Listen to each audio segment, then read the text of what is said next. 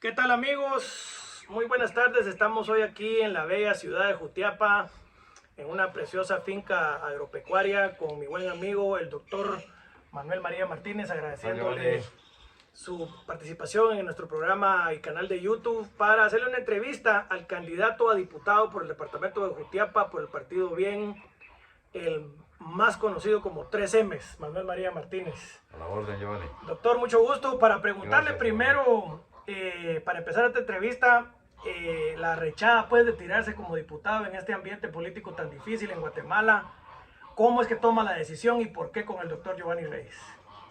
Bueno, en primer lugar, gracias, en primer lugar, Giovanni, muchas gracias por la oportunidad y un saludo cordial a toda tu audiencia Muchas gracias. y a tus seguidores. En primer lugar, por haber descubierto que venía a la palestra, al tinglado político, el doctor Giovanni Reyes, a quien me honro en conocerlo desde 1974 en la Escuela de Agricultura. Y sabiendo de la expectativa que él genera como personaje y como hombre capaz, él vino a tu casa. ¿Cómo no? Personalmente, y me pidió que por favor lo acompañara. Ya no estaba pensando participar en nada, pero en virtud también de que no nos hemos sentido representados por ningún funcionario en estos momentos y porque creo que hay necesidad de involucrarnos en política, pero activamente, porque se le ha dado la oportunidad a los políticos y estos buenos amigos pues no han hecho nada por la gente buena. Entonces la gente buena tiene que involucrarse para hacer algo por su gente, incluyendo a los políticos malos. Claro. Esa es una de las razones por la cual he decidido participar, con la esperanza pues de que soñadora de que podamos hacer la diferencia en el Parlamento. 3Ms, usted se ha caracterizado en el ámbito político nacional, pero especialmente en el ámbito agropecuario, por ser un doctor en veterinaria, un hombre que ha ayudado mucho a la ganadería nacional, un hombre muy preocupado también por su tierra, por Jutiapa y por los problemas nacionales. Pero tal vez para que nuestro público lo conozca, Manuel María, ¿cómo es su historial? ¿Cómo se tira usted a la agricultura? ¿Cómo son sus inicios y de dónde es originario? Yo nací en una aldea de Jalpatagua llamada Surco, ex municipio, para no hacerlo tan de menos. Y próximamente será municipio, recuperará su categoría. Hijo de padres campesinos, mi papá se dedicaba a los cultivos de granos básicos y mi mamá, pues como toda ama de casa de las de antes, nacidos en 1916, pues se dedicó al trabajo de la educación en la medida que ellos podían, porque eran alfabetos en ese entonces, hasta donde la educación nos permitía, porque solo había hasta segundo grado. Y ahí nací. Me recuerdo perfectamente que en una oportunidad yo estaba pegándole en los cuernos a una vaca que le estaban dando de comer, y me recuerdo incluso de algunos nombres. Yo me vine a Jutiapa por la necesidad y la influencia de mi tía, que mi papá se viniera para acá para que mis hermanos estudiaran. Entonces nos venimos. Solo quedaron 2 hermanos de los mayores, que fueron los que sacrificaron su preparación académica para que nosotros pudiéramos salir adelante. Entonces uno de ellos aún vive, tiene 85 años, yo le digo don Carlos Martínez. ¿Cómo no? Carlos Efraín Martínez. Su hermano mayor. Mi hermano mayor, que aún queda. Y de esa cuenta nos venimos. Yo estudié aquí en la Escuela Nacional Eusebia Uceda Viuda de Padilla, 4 años de primaria en un colegio católico, el Colegio San Miguel, 2 años en la Escuela Nacional tipo Federación, luego en el Instituto Nacional de Educación Básica de aquí de Jutiapa en ese entonces. Posteriormente me gané mi beca para irme a estudiar a la Escuela Nacional Central de Agricultura, la ENCA. A la ENCA. Ahí fue donde conocí al distinguido candidato doctor Giovanni Reyes. ¿Cómo no? Y luego ingresé a la Universidad de San Carlos a estudiar medicina veterinaria y zootecnia. En algunas otras especialidades me fui a especializar a Israel, a ganadería lechera, y me fui a Taiwán a estudiar al Instituto de Investigaciones del Cerdo, Porcicultura. A estudiar producción porcícola. Laboré para el Ministerio de Agricultura, laboré para el Trifinio como coordinador del programa pecuario. Estuve de asesor en el Congreso en la Comisión de Asuntos Municipales y fuimos creadores del proyecto de modernización legislativa con un proyecto de OEA Universidad de Texas que fracasó o terminó por no haberlo entendido en el año 2000. En los 2000 se puede. Entonces, eso es en síntesis lo que puedo contarte de mi historial, además de tener una maestría en investigación y proyectos, que es lo que siempre trato de aprender sobre proyectos, porque me gusta mucho la parte productiva y enfocar el desarrollo a través del componente del método científico plasmado en un documento. ¿Cómo no? Y que pueda servir como plan maestro o guía para la ejecución de ese tipo de trabajo. 3M, yo también me acuerdo su lucha cívica, ¿verdad? Yo lo he visto también participar, por ejemplo, Guatemala Inmortal, nos apoyaron mucho ustedes en la lucha contra la CICIG, contra la corrupción de la CICIG, la lucha contra la reforma constitucional. Yo lo vi ahí con las señoras de Guatemala Inmortal en el palco del Congreso, luchando en contra de esa aberración de la reforma constitucional. También lo vi luchando en frente del Tribunal Supremo Electoral contra el fraude en el 2019. Ha sido usted, 3M, es una persona muy activa en el tema cívico. ¿Qué mensaje le manda usted a los ciudadanos que le tienen apatía a la política y que no participan? Pues definitivamente yo creo que es una responsabilidad ciudadana el estar atento a los acontecimientos que tratan de establecer en el país grupos que no van acorde con la constitución de nuestra república. Entonces, yo creo que si nosotros nos mantenemos al margen, vamos a parecer como la puerta de Alcalá, solo viendo pasar lo que sucede no? y sin poder tener una... Viendo una los toros desde las gradas. Viendo los toros de las gradas, sin ni siquiera tratar de poner el pretal o una chichirica para poder montarse en él. Y yo creo que es importante que la gente se involucre y que tome decisiones. El país, aún estamos en libertad, y oíme aún porque corremos demasiado riesgo con tantos intervenciones que tenemos de países de países abusivos. Tenemos el caso de Compas, que vos lo conoces bien. El G13, ¿no? Que fuiste... Andrés Compas, el embajador de Suecia, ¿cómo no? El embajador de Suecia, que dijo que nosotros éramos lo peor. Igual que ahorita Magnusson siguió lo mismo. Igual el ex embajador Robinson. ¿Cómo no? De amarga memoria, sí, Tom Robinson. Que se expresó tan mal, y si nosotros no nos damos cuenta y asumimos y aceptamos todo eso, pues cualquiera va a decir lo que quiera de nuestro país, y nosotros nos deben respeto porque somos un país soberano. Claro, claro. Y que si los que tienen la obligación de defender ese derecho para su población no lo hacen, pues hagámoslo nosotros, porque nosotros somos los afectados. Exacto. 3M, y en el punto de vista político, en su trayectoria, ¿usted dónde se definiría? Digamos, en una centro-izquierda, una centro-derecha, una derecha, digamos, republicana. En su pensamiento político, ¿cuál es su pensamiento político y qué ideas centrales defiende usted? Pues yo defiendo la libertad, en el sentido más amplio de la palabra. Sí. Porque ahora pareciera pecado y estamos cayendo en lo mismo de la izquierda, ¿va? ¿Cómo no?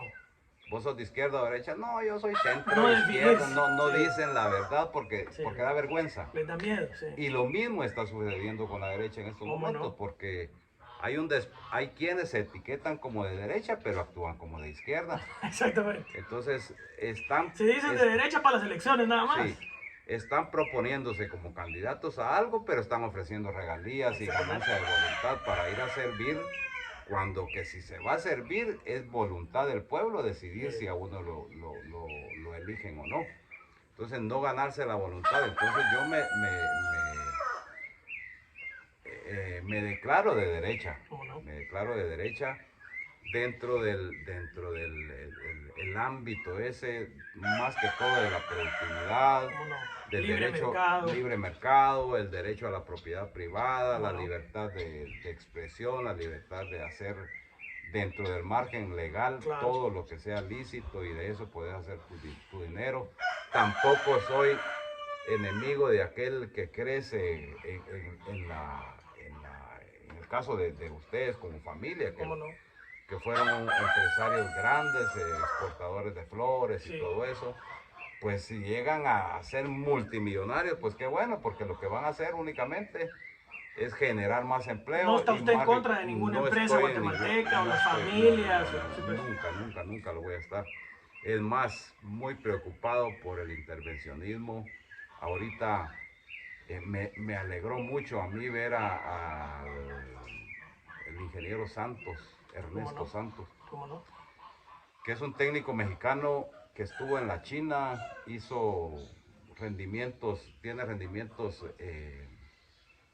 muy altos y que han ganado premios y que está trabajando en una finca que antes era el Ingenio Magdalena. ¿Cómo no? Y a mí me dio gusto, pues, En me la dio costa gusto sur. en la costa sur. Pero después me entero que esta finca fue intervenida. ¿Cómo no? Y Recientemente, si, sí. y si vamos más a la profundidad, nos damos cuenta que hay participación política también en eso. No política, Sí. sino que de políticos pícaros. Así Pues. es. Codeca Entonces, y toda esta gente, ¿verdad? Mañosa. bueno, Codeca y también gente del gobierno, parece. ¿Cómo no? ¿Cómo no? Porque para que hayan ese tipo de 4.200 fincas invadidas en todo el país, 13 claro, meses. claro, y eso es lamentable.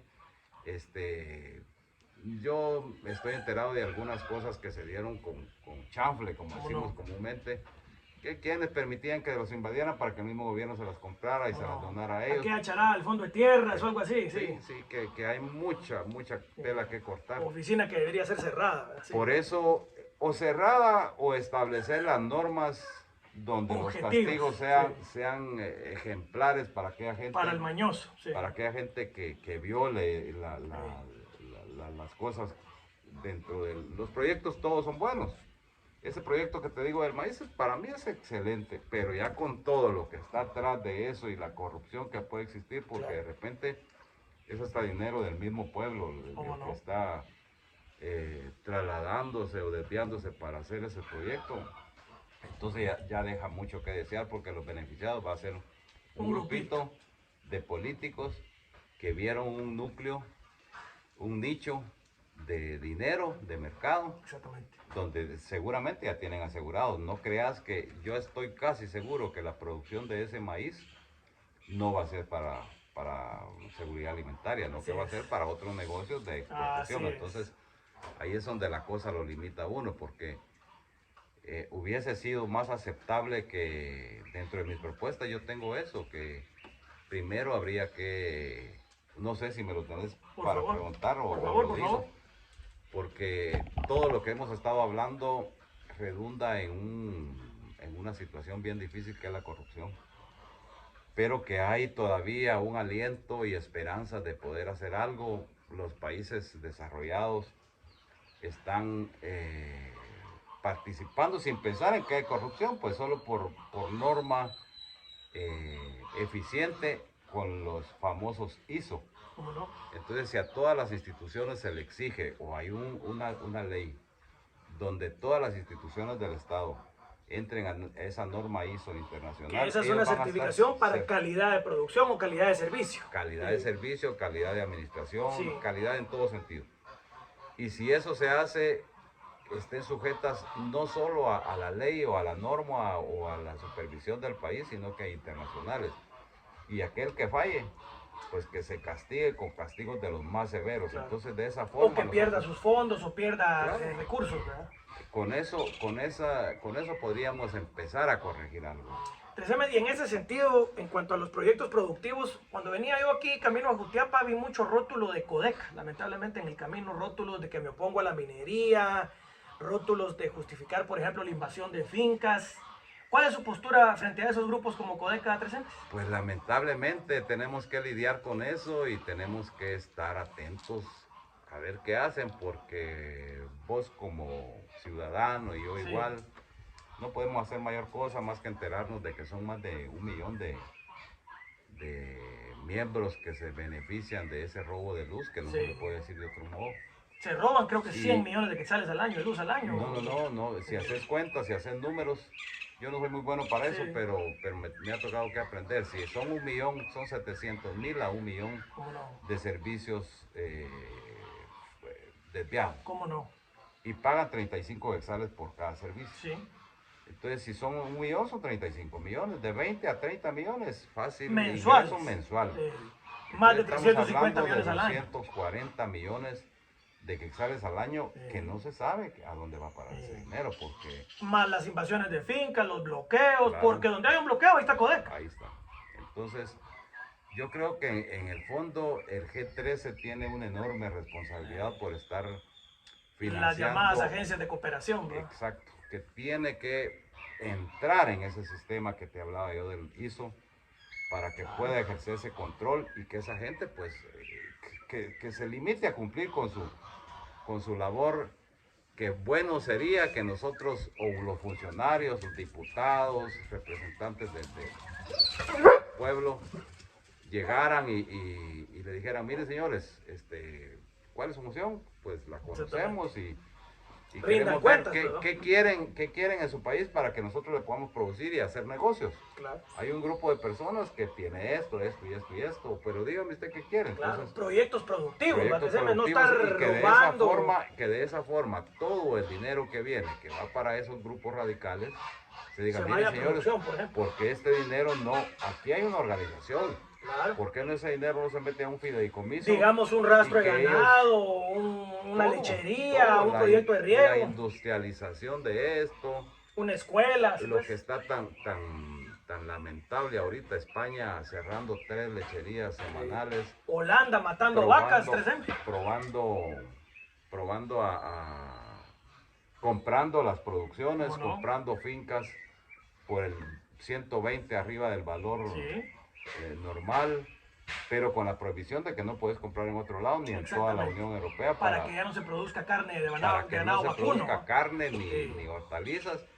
Y así las grandes transnacionales y empresas que financian la Agenda 2030 puedan ellos hacer su negocio, vender los insectos y vendernos las carnes sintéticas que afortunadamente ahorita todavía no han logrado sacarla porque necesitan de células madres de... 3M, y en cuanto a esa postura, porque se ha preguntado mucho, especialmente en los centros urbanos, la postura de los candidatos sobre la Agenda 2030. ¿Qué piensa usted de esas ideas? O por ejemplo, la agenda LGBTI, la agenda del aborto y ahora la Agenda 2030. ¿Qué piensa usted de todo eso? Totalmente en contra porque, perdón, cuando yo leí la Agenda 2030, qué emoción. Qué bonito. Suena muy bonito. Sí. Te dice ahí, dentro de los 17 componentes que tiene, te dice ahí que comida para todo el mundo, ¿no? Salud para todo el mundo, agua para todo el mundo. Pura piñata de Santa Claus, pues. Qué belleza, ¿cierto? Se logra, va a ser una chulada. Pero cuando te dicen comida para todo el mundo, no te dicen que hay que matar las vacas y que hacer carne sintética porque ya está el negocio. O larvas de insectos. O larvas de insectos, como hacen las municipalidades, ¿va? No ponen servicio de agua ni solucionan el problema porque tienen aliados, de agua vendiendo. aliados que les van a vender las pipas de agua y mantener a la gente en zozobra y con la esperanza de que un día esa solución va a llegar. Exactamente. Se ponen a perforar pozos carísimos, que no producen y que no se conectan. Entonces, bueno, hay tanta cosa que hacer y con respecto a esas agendas de distorsionar el pensamiento religioso y atacar las iglesias, a la familia, el casamiento igualitario y todas esas cosas. Por ejemplo, adoctrinar a los niños en las escuelas, 3M. No, eso es lo principal, porque con la libertad que nuestra Constitución nos permite, vos podés bailar con el hombre que querrás. Problema tuyo. Problema tuyo. Yo te puedo ver pero no vayas a ir a decir a tocarme a mis hijos. A los niños. Mira, vos podés bailar y bailar, y vos no sos niño, y si querés sos niña. Como dice Agustín Laje, con mis hijos no te metas, ¿no? Con mis hijos no te metas. Entonces, con los hijos de los guatemaltecos, que no se debería meter, pero lamentablemente esa agenda fue firmada, porque hubo la agenda globalista, primero que fue en el 2000 para el 2013, algo así terminado. Y luego se suscribió esta, parece que fue en el tiempo de Jimmy. Sí. Y Yamatei la ratificó. Bueno, lo ratifican una vez esté todo, se tiene que ratificar, como cuando hablamos de la pena de muerte, que todos anuncian eso y que... Y no legislan con los diputados que tienen. La verdad que es humo vendido. Sí. Entonces esta agenda 2030, ya vamos en el 23 y no ha caminado. Gracias a Dios. Mira el corredor seco, el ambiente que está incluido dentro de la agenda 2030, los cambios se han dado por naturaleza desde hace más de 2000 años que nosotros nos bajamos de los palos y empezamos a comer carne y a desarrollar el cerebro, y entonces eso vino a hacer del mundo lo que ahora somos. Así es. Entonces los cambios, terremotos, inundaciones, huracanes y todo eso han existido. Claro. Temperaturas han variado toda la historia. Y hay muchos terroristas ambientales que dijeron que en el año 2000 se terminaba todo. Y aquí de ahí que el 2013, de ahí que el 2020. Y así van y manteniéndonos en zozobra cuando la verdad solo Dios la sabe. Pero que lo que sí es cierto, que nosotros estamos haciendo muchas cosas malas, pero que se pueden corregir. Claro. Y otra cosa, como dice usted, 3M, es la conservación y la no contaminación del medio ambiente. Y otra cosa, estas agendas radicales de destruir la ganadería, por ejemplo. Es que esa es decisión de nosotros. Mira aquí, por ejemplo, en ese corredor pegaba el sol y bueno, yo pongo un par de palitos y ¿qué palitos pongo? Pongo unos mangos porque además de que me den sombra, me den unos manguitos y mira qué bonitos están. Claro. Entonces, uno va buscando, la gente va viendo cómo somos muy ingeniosos. Y peor en Guatemala, que el gobierno no nos da nada. No, tenemos que ver qué hacemos. Sí, ¿no? Somos verdaderamente científicos, nosotros investigadores. Nos inventamos carretas para jalar nuestros productos, mientras que en otro lado los robots, ya hay un robot que defendió a un reo. ¿Cómo no? Entonces, ¿cómo no? Hasta hacen ensayos ahora con la inteligencia artificial. Sí, claro, con inteligencia artificial se está haciendo todo eso. Yo por lo menos, no sé si alguna vez me voy a dar cuenta, voy a participar dirigiendo alguna cosa. No dirigiendo, sino que entrando. Programando, ni siquiera para ordeñar las vacas. Será difícil. Porque yo lo veo para mí como hombre de campo. Como hombre de campo. A mí me dijo una vez una jefa que yo tuve que era abogada. Doctor, a usted le vamos a dar una computadora. Empezaban las computadoras. Ay, licenciada, le dije, ya va a ver qué bonito, me dijo, ya va a ver cómo trabaja usted fácil. No, licenciada, a mí déme un corvo y una tira y ya va a ver que le hago maravillas. Sí, porque a eso estamos acostumbrados y tenemos que ir acomodándonos e insertándonos en ese proceso en la medida que nuestra necesidad lo requiera, porque... Este mismo medio, fíjese, el mismo medio en el que estamos, antes había un monopolio de televisión, ahora cualquiera puede hacer televisión con su teléfono desde su casa. No, y ahora a mí no me da miedo ya, antes era todo chiviado, que hasta como una foto. ¿Cómo no? Entonces, ahora pues las cosas han cambiado, pero... es necesario que nosotros nos involucremos y que tratemos de ver, porque fíjate, Giovanni, que muriéndose los niños de hambre, siendo un país con un país inmensamente rico, un potencial enorme para producir comida. Es lamentable ver en el mercado que venga gente también de la montaña de aquí de Jutiapa a comprar unos 5 hectáreas de hierbas moras. ¿Cómo no? O de cilantro. ¿Cómo no? Cuando que ellos tienen ahí la oportunidad, es dejadez en alguna medida. De tener su propio huerto, por ejemplo. De poder tener su propio huerto, pero es necesario que alguien se los diga. Así es, que los tecnifique, ¿verdad? Y que en la medida que quiera, pues la ley y la Biblia es clara, la ley divina y la ley es clara, el que no es ninguna obligación, pero el que quiere morirse de hambre, que se muera. Ayúdate que yo te ayudaré, dice la Biblia. Ajá, bueno, eso dicen, yo no lo he leído nunca. Pero, y hay que trabajar, pues, claro. Que no trabaja, que no coma. Pero esa es la razón. Lo que sí estoy consciente yo de que el productor, como decimos aquí, ha llevado más palo que un tabique de aporreo de maíz o de sorgo. Y no hay nadie que diga un reconocimiento, dignificar a este hombre que con sus botas de hule y sus manos encalladas y su cara requemada, abajo el sol, produce la comida con todas las limitantes, subsidiando al alimento. Y eso me trae otra pregunta para la entrevista muy importante, que es precisamente su campo, tanto, digamos, diría yo, Ministerio de Economía como Ministerio de Agricultura, ¿Qué pasa con esos programas del gobierno 3M? 1.200 millones de quetzales gastados en el Ministerio de Agricultura, 1.300. más que todo para hacer política, regalar bolsas de comida, regalar láminas, pero eso no redunda en una mejora de la producción nacional, agropecuaria. Sí, eso es que ahí regalar fertilizante. Se maneja una situación en la cual, como los bancos, ¿Cómo no? el Ministerio de Agricultura tiene alrededor de 1.000 millones de quetzales. En fideicomisos. Del presupuesto. Sí. No, ahí se guarda porque en el tiempo de, ¿cómo se llama aquel? De León Carpio. ¿Cómo no? A él le vendieron la idea que todo el dinero lo tenía que poner a la banca. ¿Cómo no? Y que después la banca se lo entregaba a él. Sí, pero se lo entregó como crédito. Claro. Entonces el gobierno con su mismo dinero tiene que pagar. Y va deuda pública, y va deuda pública. Claro. Va a traer. Entonces eso es lo que ha sucedido. Y la otra es que ese dinero que va para fideicomisos, para apoyo a la producción, Sí.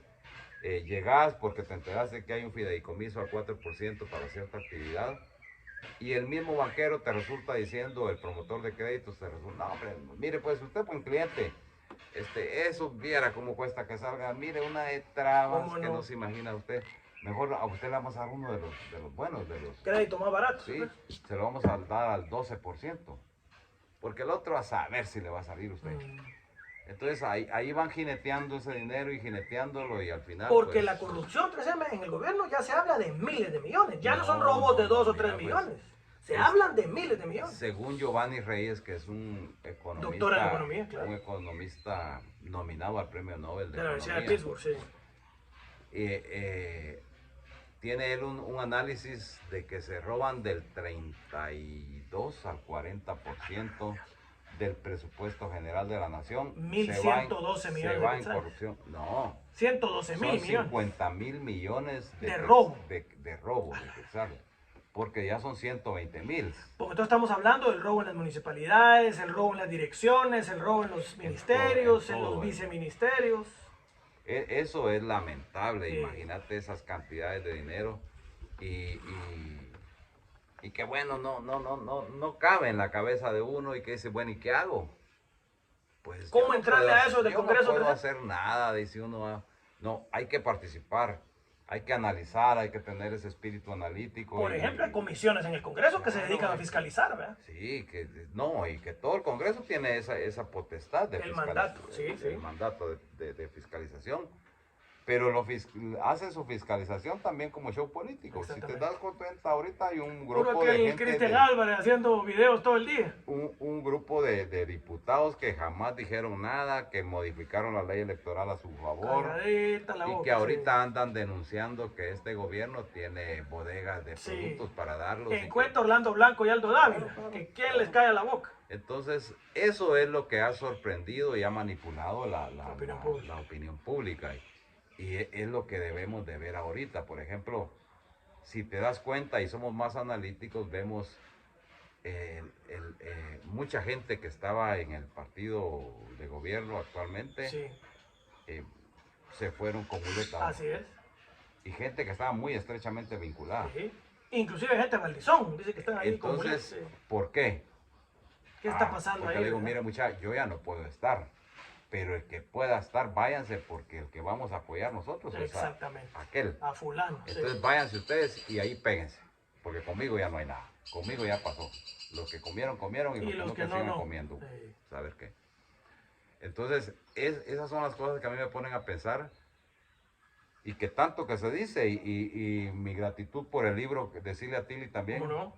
Los fraudes del Foro de Sao Paulo de América Latina, de Peñas Cruz, sí. Gracias por el libro, vamos a leerlo y enterarnos un poco más sobre lo que está sucediendo ahí y los trasfondos que ahí existen, porque uno tiene su propia percepción, pero en realidad hay otras que son importantes que las desconocemos, porque los estudiosos pues investigan a fondo y dan pistas para que uno...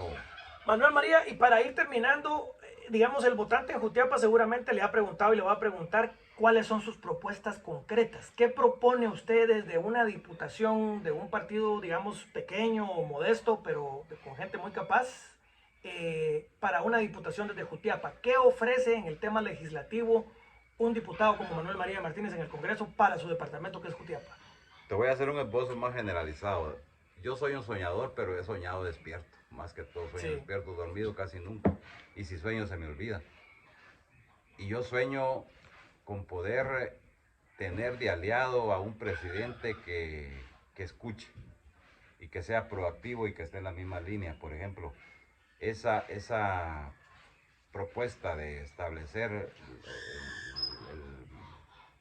el ISO para todas las instituciones estatales, calidad de servicio, ¿no? la calidad de servicio y el control de cómo se hace sería excelente. Se puede hacer a través de un acuerdo Gubernativo. Sí. Pero se puede institucionalizar ese acuerdo con el esfuerzo del Congreso y la buena voluntad.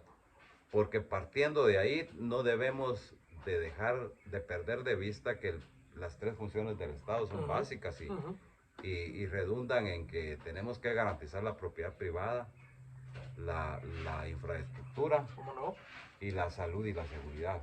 En ese sentido te das cuenta vos, Giovanni, que vas a un hospital